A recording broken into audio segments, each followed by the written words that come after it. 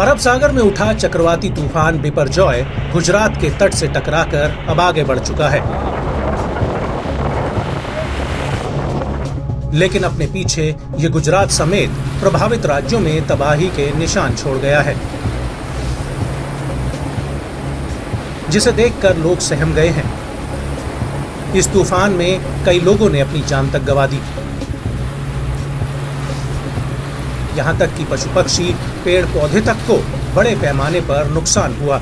लेकिन इस तूफान से जुड़ी कई ऐसी बातें हैं जो आपको पता नहीं होंगी। सबसे पहली बात, मौसम विभाग ने बिपरजॉय को बेहद ही गंभीर चक्रवाती तूफान बताया है। दूसरा, जब यह तूफान गुजरात के करीब आने लगा तो गुजरात के तटों पर 135 से 150 किलोमीटर की रफ्तार से तूफानी हवाएं चलने लगी थीं। तीसरी बात, इस तूफान से न सिर्फ गुजरात में त्राही त्राही मची, बल्कि देश के अन्य 7 से 8 राज्य भी प्रभावित हुए। लक्षद्वीप, केरल, कर्नाटक, महाराष्ट्र, असम, अरुणाचल प्रदेश, मेघालय और पश्चिम राजस्थान के मौसम को इस तूफान ने प्रभावित किया।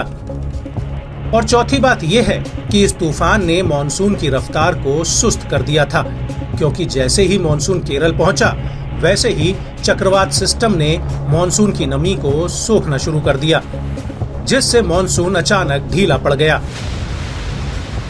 अब पांचवी बात यह है कि तूफान ने न तो सिर्फ भारत को प्रभावित किया, बल्कि पड़ोसी देश पाकिस्तान का कराची शहर भी तूफान से अछूता नहीं रहा। पाकिस्तान में भी तूफान ने बड़े पैमाने पर नुकसान किया है।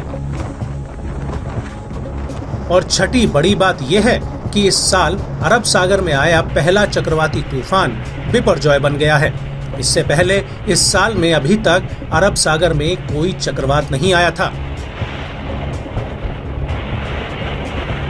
सातवीं बात यह है कि बिपरजॉय जिस अरब सागर से उठा था, उस अरब सागर में बेहद कम चक्रवाती तूफान आते हैं।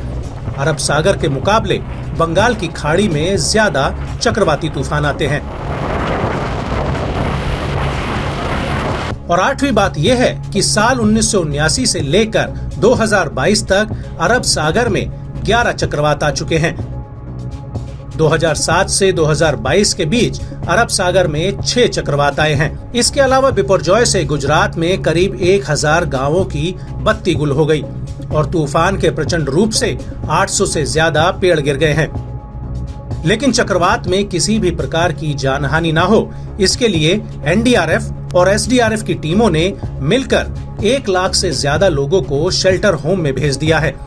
गुजरात के 7 जिले और 450 से ज्यादा गांव तूफान के हाई अलर्ट पर हैं।